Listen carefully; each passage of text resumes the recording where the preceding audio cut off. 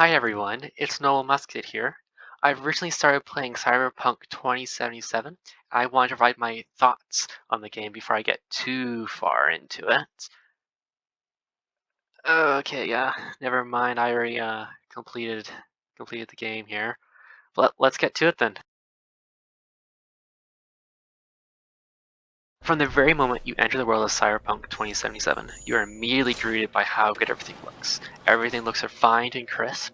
The world has this lived-in dystopia feeling to it while still retaining a modern, civilized vibe for the majority of the city and the environments you explore. That is, until you get to Pacifica and Dogtown, both of which go from that civilized environment to a run-down militarized zone. This is more specific, the militarized zone thing is more specific to Dogtown, but both sort of give off that same vibe. They did an incredible job at creating an environment that makes you feel truly immersed. From the sheer amount of ads for the in-game products to the trash and rubble that lines the streets, the environmental storytelling really sells the idea of living in a corporation-owned world that makes the entire city feel authentic and well lived in without needing any explanation. Cyberpunk is a gameplay style that I really like. It's set up so it feels like you're in control, that every decision you make or don't make was yours while an invisible hand keeps you on track. And what I mean by that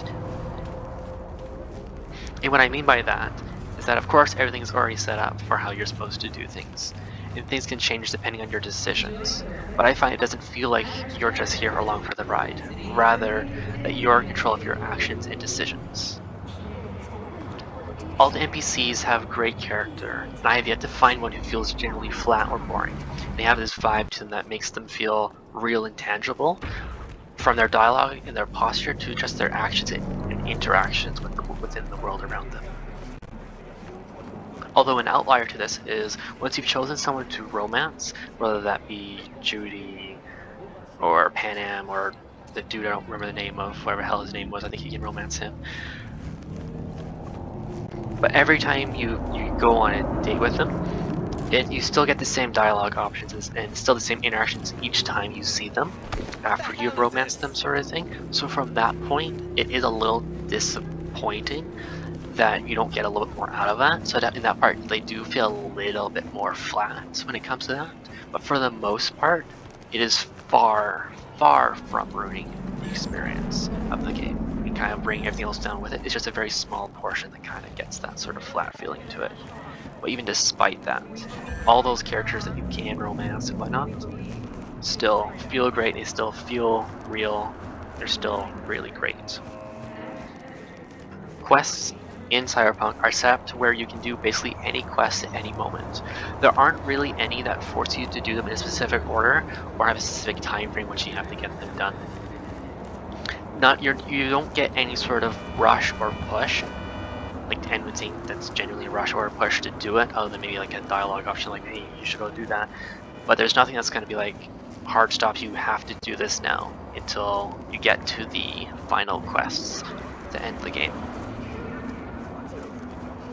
Outside of that, quests are fairly flexible. You don't have anything that's stopping you from doing any particular quest that you have. If it's there, you can go off and do it. Like for me, I put off the very last quest to end the game until the very last moment until I completed most of them. Like I got 111 quests done before I went ahead and did the final one that was supposed to be, oh, you should go see them now or you should see them soon. You don't have to do that. There's nothing that forces you have to do that. The gunplay is great. There's a vast variety of guns to be found with a couple of unique classes. You have like the normal unique ballistic classes that like shotguns, missiles, stuff like that. You also have tech and sort of smart guns as well, which go with certain skill trees. I won't get into that part. In general, though, all the gunplay feels great. Certain guns will feel like they're a bit heavier or they pack a bit more of a punch. Others will feel light and mobile without any sacrifice to your immersion. Same goes with the melee weapons, which also feel great to feel. Oftentimes make you feel even more immersed into the action as you're right there in the thick of it. And for me personally, for driving, it might be one of the lesser immersive parts for it. I'm not gonna say it's not immersive, it's still great, it's still fun to drive around.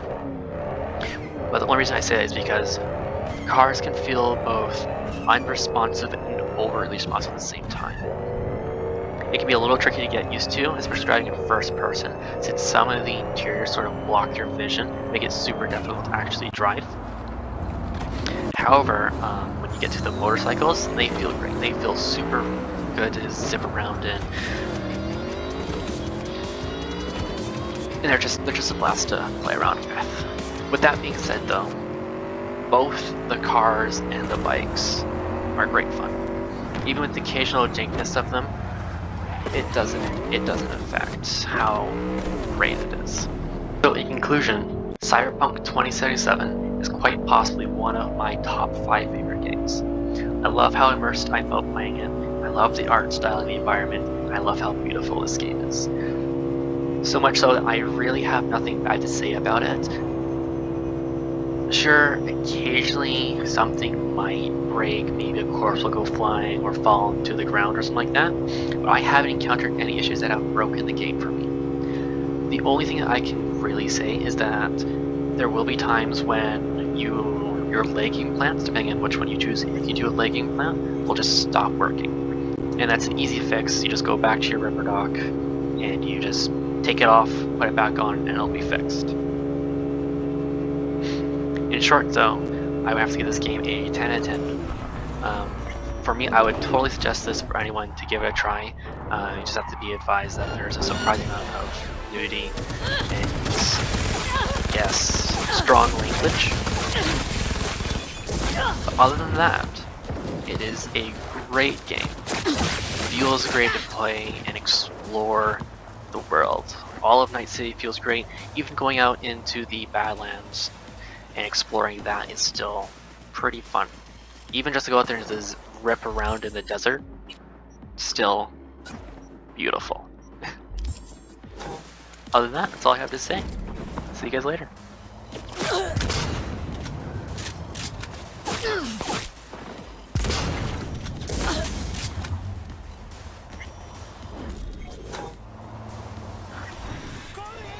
Full musket.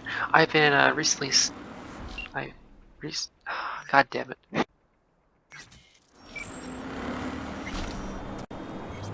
Cyberpunk 2077.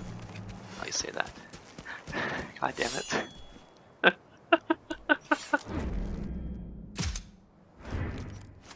Rewind? No, give it a break.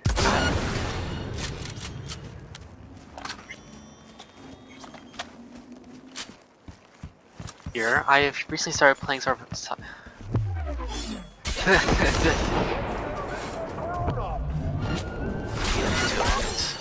While still feeling pretty well revved in.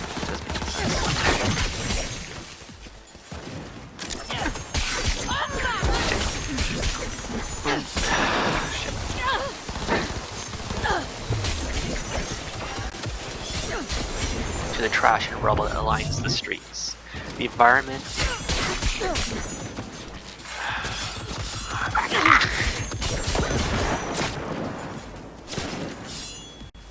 feels like you're in control, that every decision you make or don't. God damn it. Last time we had some fun! Delivery of a script, which I am. Shit. Punk has a gameplay